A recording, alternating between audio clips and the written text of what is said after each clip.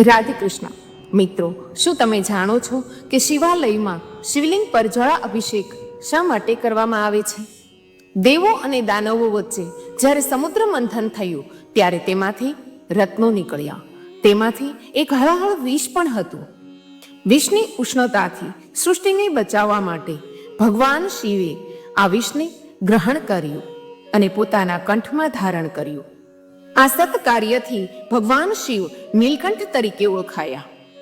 ત્યાર પછી સતયુગમાં ભગવાન શિવને ઠંડક આપવા માટે દેવી દેવતાઓએ શિવ પર જળ અભિષેક કર્યો.